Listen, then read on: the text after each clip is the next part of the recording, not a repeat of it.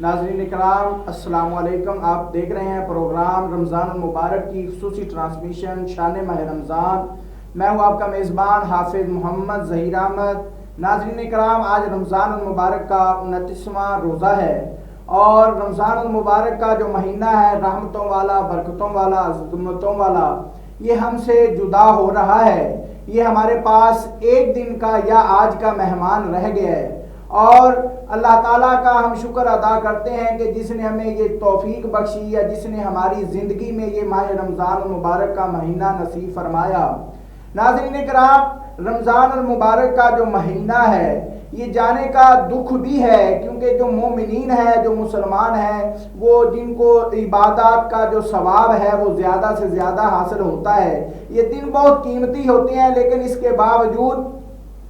جب رمضان المبارک کا مہینہ ختم ہوتا ہے تو ہمیں عید کی بھی خوشی منانی چاہیے، عید بھی جو ہے نا ہمیں خوش منانی چاہیے۔ لیکن رمضان المبارک کا جو مہینہ ہے یہ ہمارے لیے بہت سی چیزیں لایا ہے، رحمتیں، برکتیں، عظمتیں، اور اللہ تعالیٰ کی رحمت جنہوں نے حاصل کی ہے، اللہ تعالیٰ سے دعا ہے کہ اللہ تعالیٰ ان کو، جنہوں نے روزے رکھے ہیں، جنہوں نے نمازیں پڑھی ہیں، قرآن پاک کی تلاوت کی ہے، اللہ تعالیٰ ان کے روزے، نمازیں، تمام عبادات جو ہیں وہ اپنی بارگاہ عالیہ میں قبول و منظور فرمائے۔ تو ناظرین کرام، جو آج کا دن ہے، یہ جو آج کا ہمارا موضوع ہے، ہم نے روزانہ مختلف آپ کی جو ہے نا خدمت میں موضوعات لے کر آئے ہیں، مختلف گفتگو ہم نے کی ہے اور ہم نے ہمیشہ کوشش کی ہے کہ اس موضوع پر گفتگو کی جائے جو ہمارے لیے ضروری ہے۔ ہم نے واقعات پر بہت کم توجہ دی ہے، ہم نے واقعات بہت کم بیان کیے ہیں، ہم نے مسائل پر زیادہ توجہ دی ہے۔ اور آج کا جو ہمارا موضوع ہے وہ بھی رمضان المبارک اور صدقہ فطر کے بارے میں ہمارا موضوع ہے، کیونکہ صدقہ فطر کا ہم نے پہلے اشرے میں پروگرام کیا تھا،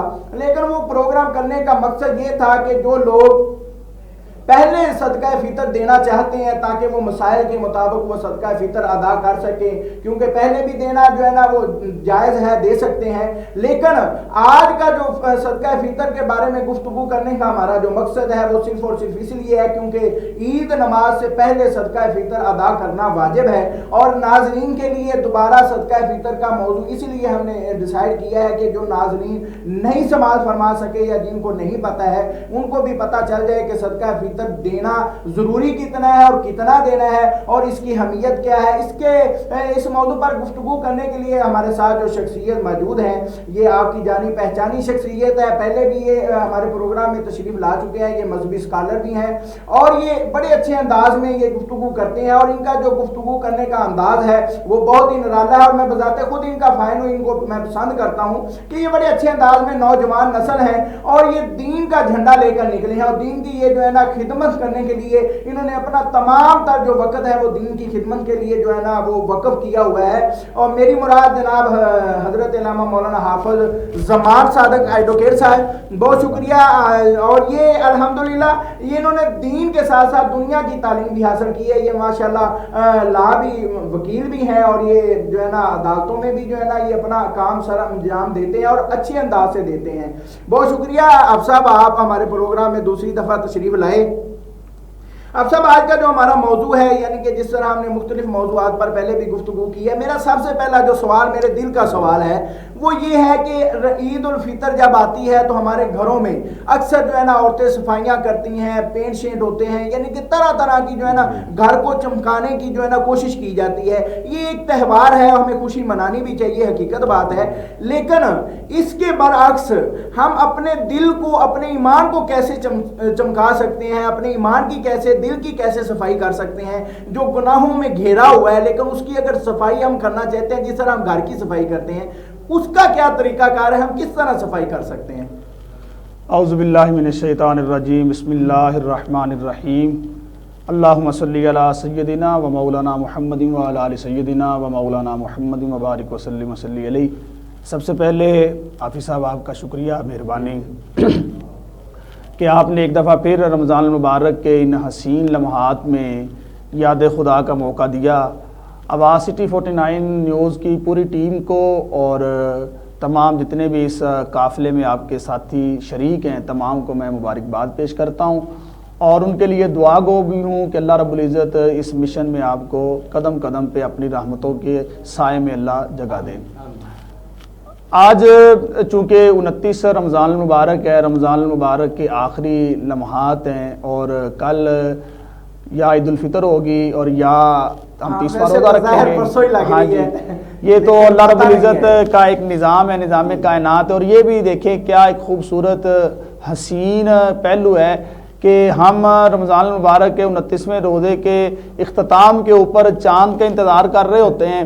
اور اللہ رب العزت کی قدرت کاملہ کا یہ بھی ایک اظہار ہے کہ ان اللہ علی کل شیء قدیر، کہ وہ رب چاہے تو چاند کو نکال کے عید الفطر کر دے، اور اگر وہ چاہے تو چاند نظر نہ آئے تو ہم 30واں روزہ رکھیں گے۔ تو یہ بھی اس کی قدرت کا ایک اظہار ہے۔ جو آپ نے ایمان کے حوالے سے بات کی کہ ہم کس طرح اپنے ایمان کو مضبوط کر سکتے ہیں، ایمان کی صفائی کر سکتے ہیں، تو اس بارے میں اپنے تمام سننے والے اور دیکھنے والے دوستوں کو قرآن پاک کی ایک بڑی مشہور آیت ہے اس کی طرف توجہ دلانا چاہتا ہوں۔ خالق کائنات نے خود فرمایا الا بذکر اللہ تطمئن القلوب۔ سبحان اللہ۔ آج دیکھیں ایک عجیب طرح کا ماحول ہے، ہر انسان چاہے وہ امیر ہے، غریب ہے، سیاستدان ہے، اس کا معاشرے کے کسی بھی مکتبہ فکر سے تعلق ہے، کسی بھی جماعت سے تعلق ہے، وہ غیر یقینی اور بے اطمینانی کی کیفیت کا شکار ہے۔ اس کی وجہ کیا ہے؟ اگر ہم اس کی تھوڑی سی ریسرچ کریں، گہرائی میں جائیں، تو اس کی صرف ایک ہی وجہ ہمیں نظر آتی ہے، وہ کیا ہے کہ ہم اللہ اور اس کے رسول سے دور ہو چکے ہیں۔ ہم ہماری عبادتوں کے اندر وہ لذت نہیں رہ گئی، ہمارے اندر قرآن کا وہ شغف نہیں رہ گیا، ہمارے اندر روزے کی وہ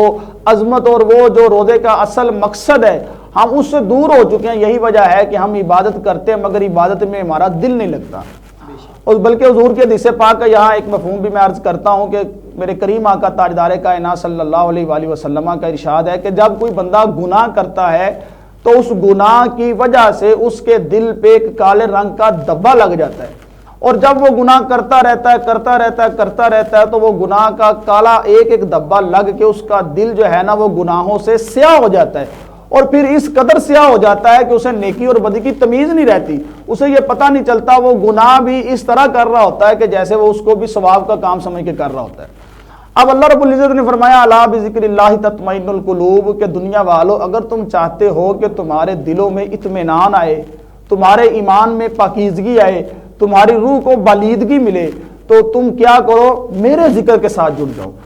اب غور کرنے والی بات یہ ہے کہ اللہ کا ذکر ہے کیا؟ اللہ کا ذکر سب سے پہلے نماز ہے،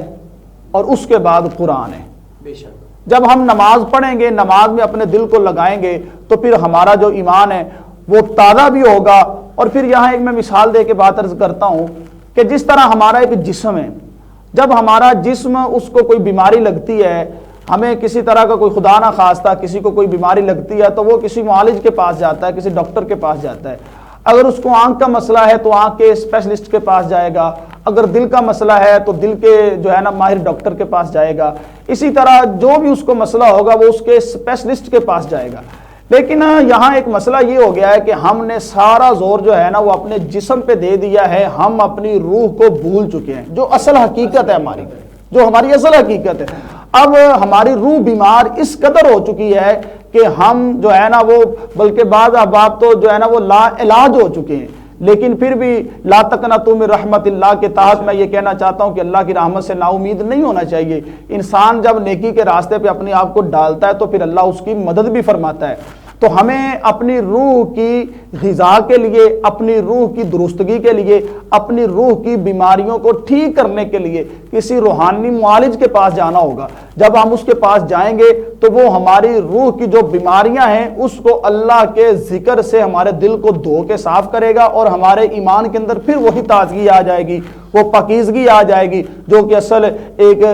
مومن کی نشانی ہوتی ہے۔ اور پھر اللہ رب العزت نے خود فرمایا الا الذین آمنوا وعملوا الصالحات وتواصوا بالحق وتواصوا بالصبر، فرمایا ایمان والے وہ ہے جو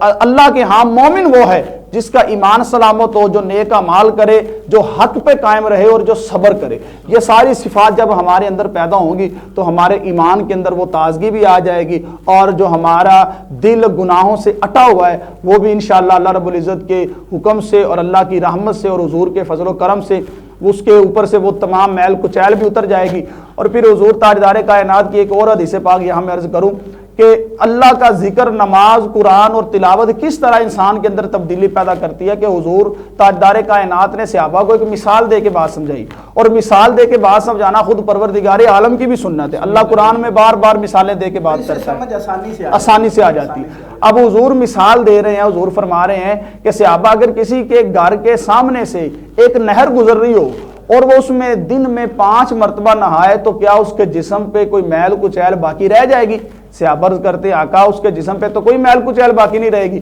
تو حضور تاجدار کائنات نے فرمایا کہ نماز اسی طرح ہے کہ جب کوئی بندہ دن میں 5 مرتبہ نماز پڑھتا ہے تو اللہ اس کے جسم سے گناہوں کی میل کچیل کو دور کر دیتا ہے اور وہ گناہوں سے پاک صاف ہو جاتا ہے۔ اس لیے میں تمام اپنے سننے والے، دیکھنے والے اور تمام دوستوں کو یہ پیغام دوں گا کہ ایمان تب مضبوط ہوگا جب ہم اللہ کے ذکر سے جڑیں گے، اور اللہ کے ذکر سے جڑنے کا طریقہ صرف یہی ہے کہ ہم نماز پڑھیں، قرآن پڑھیں اور پھر حضور تاجدار کائنات کی ذات پہ درود و سلام کے نذرانے پیش کریں۔ اچھا علامہ صاحب، ایک چیز اور یہاں پہ میں ویسے اپنے سوال یعنی کہ اور کر رہا ہوں، ایک چیز اور میرے ذہن میں آ رہی ہے کہ ہم جب رمضان المبارک کا مہینہ ہوتا ہے ہم نمازیں پڑھتے ہیں، بڑی پابندی کے ساتھ پڑھتے ہیں، اور ہماری کوشش ہوتی ہے با جماعت نماز ادا کریں، قرآن بھی ہم بڑے جذبے کے ساتھ پڑھتے ہیں۔ جب رمضان المبارک کا مہینہ گزر جاتا ہے کون سی ایسی چیز ہے، کیا وجہ بنتی ہے کہ ہم نماز سے بھی دور ہو جاتے ہیں، قرآن سے بھی دور ہو جاتے ہیں؟ ایسی کیا جو ہے نا ہمیں کرنا کیا چاہیے، کون سی ایسا وظیفہ کرنا چاہیے جس سے ہم جو ہے نا اسی چیز میں مصروف رہیں، لگن رہے، ہماری لگن رہے؟ جی یہ بالکل آپ کا سوال بڑا ریلیونٹ ہے اور یہ موقع پر محل ہے کہ دیکھیں جیسے رمضان المبارک آتا ہے نیکیوں کی بہار آ جاتی ہے، مسجدوں میں رونق ہو جاتی ہے، اور وہ بندہ جو سارا سال بھی مسجد میں نہیں جاتا وہ بھی مسجد میں چلا جاتا ہے، لیکن جیسے ہی چاند رات آئی تو ہم نے سارا کچھ اسی طرح پھر یکم رمضان سے پہلے کا وہ ماحول پیدا کر لیا اور ہم مسجد سے دور ہو جاتے ہیں۔ اور اکثر میں نے دیکھا ہے کہ جو 10 دن کا اعتکاف بھی کرتے ہیں وہ بھی چاند رات کو گھوم پھر رہے ہوتے ہیں، نمازیں پھر 10 دن وہ بڑی پابندی کے ساتھ پڑھتے ہیں لیکن بعد میں وہ بھی جو ہے۔ اب اس کی جو مین وجہ ہے وہ یہی ہے کہ ہم روزہ رکھتے ہیں مگر روزے کے مقصد سے دور ہو گئے، ہمیں پتہ نہیں ہے کہ روزے کا اصل مقصد کیا ہے، روزے کی حقیقت کیا ہے۔ آپ اس کو اسی طرح سمجھ لیں کہ ایک بندہ سارا سال سکول میں جائے، بچہ سکول میں جائے لیکن وہ کلاس میں بیٹھ کے بھی کلاس کے اندر جو ہے نا وہ ٹیچر کی بات پہ توجہ نہ دے، اپنی کتابوں کے اوپر دھیان نہ دے، تو سال کے بعد اس کا رزلٹ کیا نکلے گا؟ رزلٹ تو یہی نکلے گا نا کہ وہ فیل ہو جائے گا۔ اب یہی ہے کہ رمضان المبارک کے اندر بھی اللہ رب العزت نے ہمیں ایک موقع دیا کہ ہم ایک دفعہ پھر اپنے آپ کو قرآن سے، نماز سے جوڑ لیں، لیکن ہم نے اپنا وہ رشتہ اتنا جو ہے نا وہ عارضی بنایا، اتنا کچا بنایا کہ جیسے ہی چاند رات آئی ہم نے وہ رشتہ توڑ دیا۔ اب دیکھیں ایک تو یہ ہے کہ اس میں آپ کے سوال کو جو ہے نا مزید آگے واضح کرتا ہوں کہ آج جو ہے نا رمضان المبارک کا 29واں روزہ ہے، اور حضور تاجدار کائنات نے فرمایا کہ جب یکم رمضان کا دن آتا ہے تو اللہ رب العزت کی ذات شیطان کو جکڑ دیتی ہے۔ اب رمضان المبارک کے مہینے میں شیطان تو قید ہے لیکن اس کے باوجود چوری ہو رہی ہے، شیطان قید ہے اس کے باوجود جو ہے نا وہ لوگ 2 نمبریاں کر رہے ہیں، شیطان قید ہے اس کے باوجود لوگ قتل و غارت گری کر رہے ہیں، شیطان قید ہے مگر اس کے باوجود جو ہے نا وہ ہر 2 نمبری ہو رہی ہے۔ اب اس کی وجہ کیا ہے؟ اس کی وجہ سمپل یہ ہے، لوگ سوال کریں گے کہ جی شیطان تو قید ہے پر گناہ پھر کیوں کیا جا رہا ہے؟ اب اس کا صرف ایک جواب ہے کہ ہم خود فی نفسی ہی ہمارے اندر شیطان اتنا رچ بس چکا ہے کہ وہ قید تو ہو گیا ہے مگر اس کے باوجود بھی ہم خود جو ہے نا وہ ایک ہمارے رویے شیطانی ہو چکے ہیں، ہمارا کردار شیطانی ہو چکا ہے، تو ہم جو ہے نا وہ شیطان کے راستے پہ اس قدر اپنے آپ کو ڈال چکے ہیں کہ ہم اس راستے سے پیچھے آنے کا سوچ ہی نہیں رہے۔ جب ہم اس راستے سے پیچھے آئیں گے، ایمان کے راستے پہ چلیں گے، اہدنا الصراط المستقیم، وہ راستہ جو اللہ کے نیک بندوں کا راستہ ہے، مومنین کا راستہ ہے، اعلیٰ لوگوں کا راستہ ہے، اللہ کے سچے اور سچے لوگوں کا راستہ ہے، جب ہم اس راستے پہ چلیں گے۔ یہاں میں وہ ایک حضرت سہل بن عبداللہ تستری کا ایک واقعہ جو ہے نا وہ عرض کروں گا کہ آپ جو ہے نا وہ جنگل میں رہتے تھے۔ آپ معذرت کے ساتھ بریک کا جی چلے میں بریک کے بعد اس واقعے کو مکمل کروں گا۔ ایک چھوٹے سے بریک کا، بریک کے بعد دوبارہ پھر آپ کی خدمت میں حاضر ہوتے ہیں۔ زکی برادرز کی فخریہ پیشکش بزنس کلاس ڈائیو ایکسپریس، قصور سے اسلام آباد راولپنڈی، پرسکون ماحول، آرام دہ سروس،